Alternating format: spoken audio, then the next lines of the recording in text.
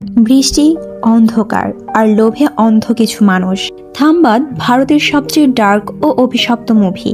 এখানে আছে এক দেবতা যাকে সৃষ্টি করেছিল দেবী নিজে, কিন্তু তার লোভ এতটাই ভয়ঙ্কর ছিল যে দেবী তাকেই বন্দি করে রেখেছিল নরকের মতো এক গোলক ধাঁধায়। আজ আমরা ব্যাখ্যা করব থাম্বাদের ভয়ঙ্কর সত্য। অনেকদিন আগে একজন দেবী ছিলেন, তিনি বহু সন্তান জন্ম দিয়েছিল, কিন্তু ছোট ছেলে হাস্টার ছিল ভীষণ লোভী।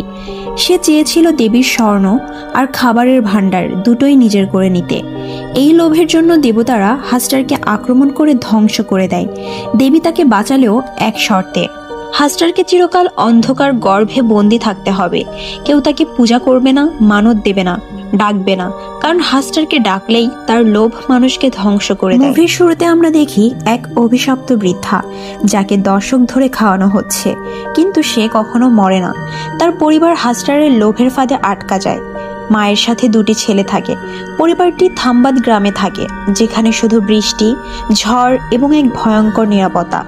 এদের পূর্বপুরুষ হাস্টারের গোলক খুঁজে পেয়েছিল, সেখান থেকেই তারা সোনার কয়েন পায়, কিন্তু সেই সোনার পেছনে লাগে অভিশাপ, মৃত্যু আর নিস্তারহীন ভয়। ছোট ছেলে ভিনায়ক বড় হয়ে বুঝতে পারে লোভের এই রহস্য কোথায় লুকানো।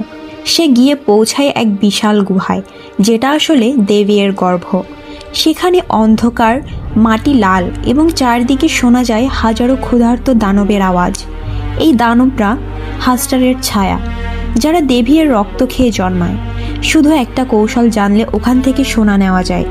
হাস্টার খাবারের লোভে ছুটে গেলে তার থেকে দৌড়ে দূরে থাকতে হবে, আর সে যখন খেলায় এবং খাবার খাওয়া অবস্থায় ব্যস্ত থাকবে, তখন থলে থেকে একটা করে সোনার মুদ্রা চুরি করা যাবে। ভিনায়ক বারবার এই কাজ করতে থাকে এবং দিনে দিনে সে ধনী হতে থাকে। কিন্তু যে কেইভে একবার ঢোকে, সে আর আগের মতো মানুষ থাকে না। ভিনায়ক এখন ধনী, ব্যবসা করে, মজা করে, কিন্তু লোভ কমে না। একসময় তার ছেলে বড় হয় এবং ছেলে দেখে বাবা কিভাবে হাস্টারকে ফাঁকি দিয়ে সোনা নিয়ে আসে। ছেলের চোখেও জন্ম নেয় লোভ। ভিনায়ক ভয় পায়, কারণ সে জানে এই লোভ একদিন তাকে শেষ করে দেবে। তবুও সে থামে না। একদিন ভিনায়ক ও তার ছেলে একসাথে গর্ভের ভিতর যায়। এটা ছিল সবচেয়ে বড় ভুল, কারণ এবার হাস্টার শুধু একা না, তার শত শত ক্লোন জেগে ওঠে। সব দিক থেকে হাস্টার ছুটে আসে, হাজারো চোখ, হাজারো হাত, সবাই শুধু লোভে পাগল। নিজের ছেলেকে বাঁচাতে ভিনায়ক বুঝতে পারে সে আর বাঁচবে না, তাই শেষ সিদ্ধান্ত নেয় নিজেকে উৎসর্গ করবে। সে ছেলেকে বাইরে ঠেলে দেয় এবং হাস্টারের দিকে নিজেকে খাবার হিসেবে এগিয়ে দেয়। যখন হাস্টাররা তাকে ছিঁড়ে খাচ্ছে, ছেলে বেরিয়ে আসে অন্ধকার গর্ভ থেকে, এবং বাবা যেমন লোভের ফাঁদে পড়ে